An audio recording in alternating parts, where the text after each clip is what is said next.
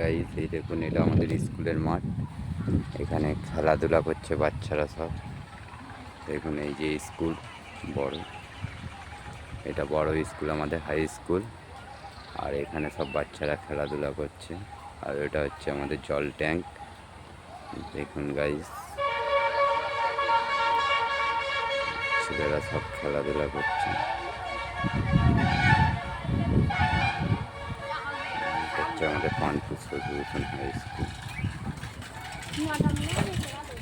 দেখেন, আর এটা হচ্ছে জল ট্যাঙ্ক।